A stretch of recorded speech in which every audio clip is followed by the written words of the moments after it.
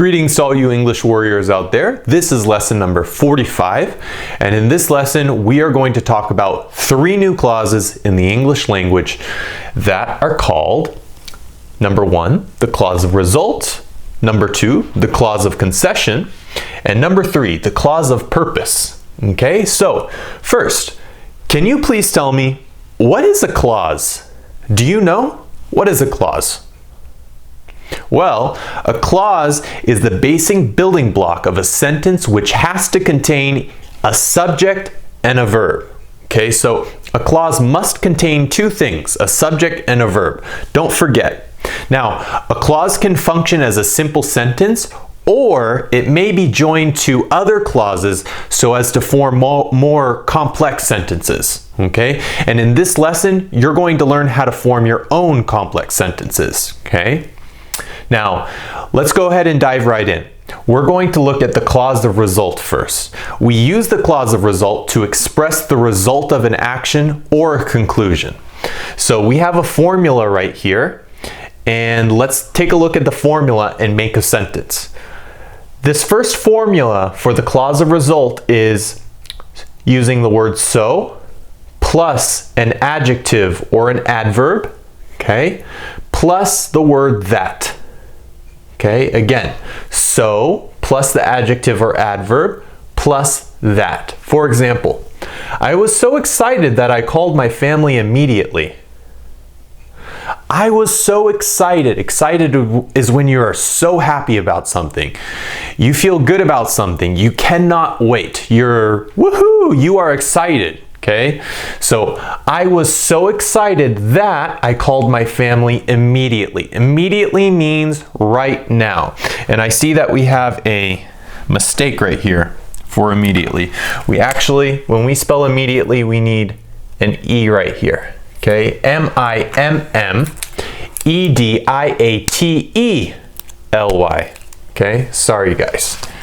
Immediately. Let me see if I can fix that with a blue pen. Immediately. Okay? Right. I was so excited that I called my family immediately. Okay? Right now. Now, notice that we have the word here, that. Okay? That's because we use it here, but oftentimes you don't have to use that. So you could say, I was so excited I called my family immediately when you're talking to people in a more informal setting, okay? Because oftentimes English speakers, we take away that, okay, in our sentence. I was so excited that I called my family immediately, okay? Now, we also have a second form, and for that form we use the word such plus a or an plus an adjective plus a noun, plus that, okay? So you can see here that sometimes the adjective is also like that. It's optional. You can use it if you want to. All right, so let's take a look at the example. It was such a windy day that they decided to fly kites. Okay, it was such a windy day that they decided to fly kites. And windy day, that's, you know, oftentimes when in the atmosphere there is low pressure or there is high pressure, it oftentimes causes wind. You also get wind when it's raining or when there's a storm or when it's snowing. Wind is just the air that blows. It goes fast, like whoosh, okay? So that we call wind. And when we want to talk about a day and describe the day, which is in this case the noun, we say windy day. Okay? It was such a windy day that they decided to fly kites. Kites are those things up in the air, and kites, you know, kites look like, you know, you have a little string attached and it looks kind of like this, and they fly up in the air. Okay? That's a kite, to fly kites. All right? Decide means to make a choice. They decided to fly kites. They made the choice to fly kites. All right? So, also, you don't have to say that. You can say, it was such a windy day, they decided to fly kites. Remember that in English, we often omit the word that. Okay? Meaning we omit it. We take it away. We don't use it. okay, while we say our clause. Like, it was such a windy day that they decided to fly kites. It was such a windy day, they decided to fly kites. I was so excited that I called my family immediately.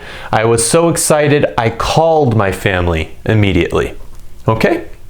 All right, so that's clause of result, guys. Now that we've learned our first clause, let's move on to the second clause, the clause of concession.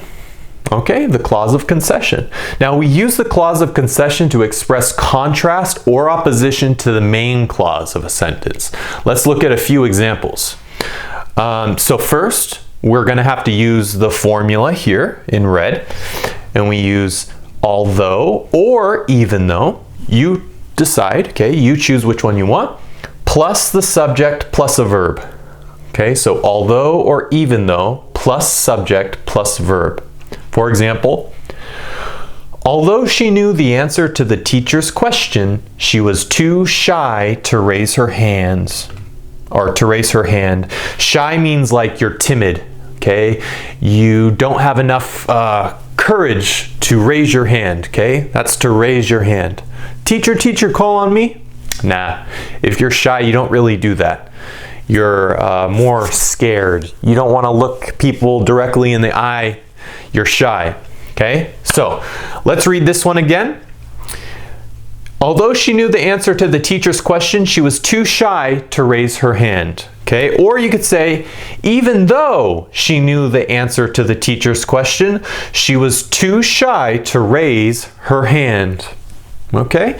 You can also say it backwards, okay? By placing these words here in the middle of the sentence. For example, she was too shy to raise her hand even though she knew the answer to the teacher's question. So in this case, we have even though in the middle.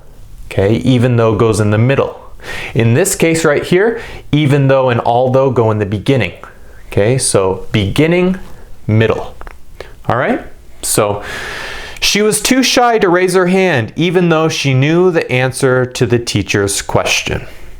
All right, so pretty easy, guys, to remember. Make sure that you place the comma before the words although and even though. So right here we have a comma. Okay, you need to put the comma in the middle. Okay, if you're going to have a sentence and you're going to use although or even though in the middle of the sentence, before you use even though or although, you have to put the comma before comma and then although, even though. Okay, so whenever you put them in the middle of a sentence. Also, it seems to me that in America, we typically use the word even though, okay, when it's placed in the middle of a sentence, okay? We don't really use although, okay, in the middle of a sentence in informal conversations. But we do use although and even though in the beginning of a sentence. But in informal conversations, I normally hear people say even though more when it's in the middle. You can say it too. She was too shy to raise her hand, although she knew the answer to the teacher's question. But I think more often I hear she was too shy to raise her hand, even though she knew the answer to the teacher's question. I think that sounds better, okay? All right, so next we have number 2. We have also, these are clauses of concession, okay? In spite of, or you could say despite, plus a noun in the ing form, okay? In spite of or despite, plus a noun in the ing form. Despite the cold weather, we went swimming. Okay, so despite the cold weather, we went swimming. Okay, even though there is cold weather, we go swimming anyways. It doesn't matter. We're going swimming. Okay, that's why we say despite or in spite of the cold weather. Number 3, in spite of the fact that, also we have that like we have it right here. You can admit it, okay? Or you could say despite the fact that, so you could choose which one you want to use.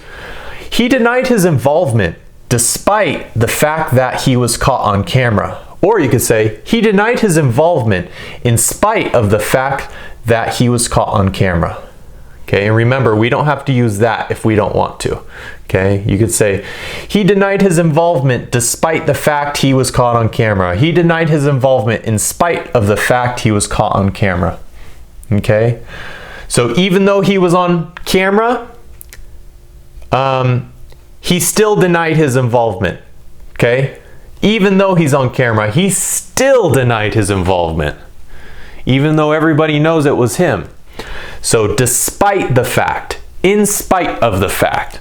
All right, so okay guys, now that we've learned the clause of result and the clause of concession, let's learn the clause of purpose. Okay, the clause of purpose we say in English. Now, the clause of purpose is used to show the purpose of an action. Okay, now when we use the clause of purpose, the first form is to use so as to. Okay, and if we have not right here, it's negative. So as not to, in its negative form. Or you could say in order to, but in its negative form you say in order not to. Okay, so for example, he drove fast so as to get to work on time. Okay, or you could say he drove, right, drove his car fast in order to get to work on time. Okay, or you could say he drove, then we'll say slow, okay, in order not to crash.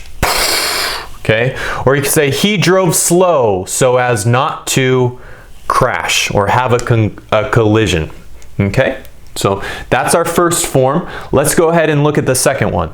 So that plus, then we have three words here, can, may, and will. So that can, so that may, so that will. You should go see the doctor so that he can tell you what is wrong. Okay, so you should, remember we use should for advice, like you should go do that. You should think about doing that. Okay, I recommend you do this. You should go see the doctor so that he can tell you what is wrong. Okay, now if, for example, you don't want to use the word can, you don't have to use can. You can also say will, right? You could use will. You should go see the doctor so that, here we'll put it right here, he'll. Okay, remember? Will, we could put it right here. So that he'll, and then we'll get rid of can, tell you what is wrong. Okay, you should go see the doctor so that he'll tell you what is wrong. Okay? Now we have number 3 for a clause of purpose. So that plus could, might, or would. Okay, so in this one we're talking about a general fact, okay, or a general observation. Here we're talking about something that's happening like in the future, okay, in the future. And here we're talking about something that happened in the past, okay? So that could, might, and would. They signed up for karate classes so that they could learn how to defend themselves. Okay, we're using could here. Or you could say they signed up for karate classes so they, you could say would, okay, so that they would, whoops. I don't have a lot of ink in my pen, guys. So that they would learn how to defend themselves. Okay, so you could say could or would. Also, you could use might. Okay, you could say might as well. They signed up for karate classes so they might. Okay, might. There we go. Now I have lots of blue ink. So they might learn how to defend themselves. Remember, when we use might, it's more like you're not sure. We're talking about a possibility, uncertainty, maybe a little doubt. Okay, they might. I'm not sure. Are they going to learn karate? Okay, they signed up for karate classes so they might learn how to defend themselves, so they could learn how to defend themselves, or so that they would learn how to defend themselves. Okay, guys? So I think that's it for what we have today, the clause of result, the clause of concession, and the clause of purpose. All right? So that's it for this lesson of clauses. Great job, everyone. We're almost to the end of the series on English grammar. So I hope you learned a lot. You're doing very well if you've gotten to this point. If you've enjoyed this lesson or any one of these lessons that I've made, make sure to hit the like and subscribe button, please. That will help me out quite a bit. And thank you as always for watching, and I can't wait to see you next time. Bye.